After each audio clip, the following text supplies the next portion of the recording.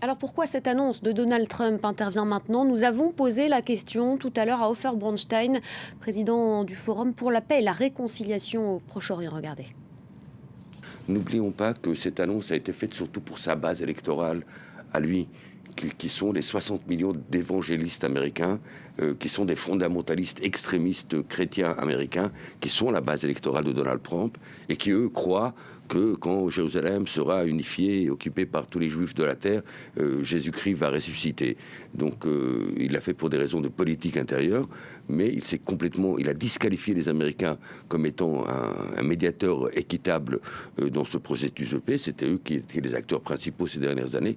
Vous voyez bien, le vice-président américain arrive dans la région la semaine prochaine et il est devenu persona non grata. Oui, le président palestinien Mahmoud Abbas ne veut pas le refuse recevoir. de le rencontrer.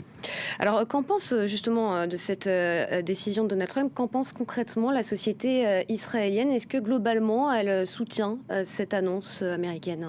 Vous savez, il y a 3 jours, la majorité des Israéliens, la majorité des Palestiniens sont foutés. Ils ne se réveillent pas le matin en se disant « Ah, qu'est-ce qui se passe avec Jérusalem ce matin ?» Ils voulaient vivre leur vie, s'occuper de leurs enfants, avoir un bon job, un loyer décent, penser à l'avenir. Jérusalem n'était pas à l'ordre du jour. C'est lui qui l'a mis à l'ordre du jour. Et on fait beaucoup d'amalgames quand on parle de Jérusalem. Jérusalem-Ouest, de facto, est la capitale de l'État d'Israël.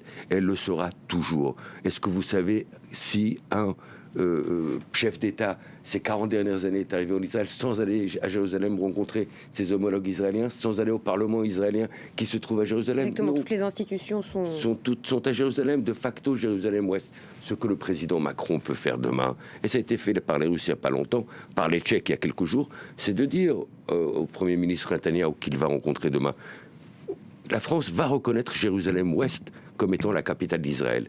Mais en échange, la France va aussi reconnaître Jérusalem-Est comme étant la capitale du futur État palestinien. Ça serait un rôle constructif que la France et l'Europe pourraient et doivent jouer. Quand on parle de Jérusalem, en fait, toutes les émotions, toutes les tensions qui sont suscitées, c'est autour des lieux saints.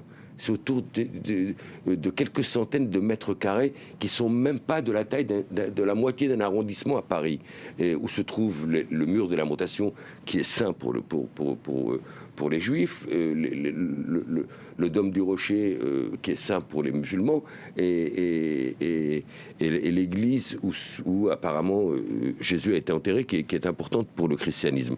C'est un espace de quelques centaines de mètres carrés. C'est ça qui suscite tellement d'émotions dans le monde. Est-ce que c'est pour ça qu'on est prêt à condamner l'avenir de nos enfants et de nos petits-enfants? Je ne le crois pas, je ne l'espère pas. Mais c'est de l'irrationnel. Quand on fait rentrer le religieux à ce conflit israélo-palestinien qui est déjà compliqué, qui est déjà épineux, on en fait un conflit qui sera absolument impossible à résoudre.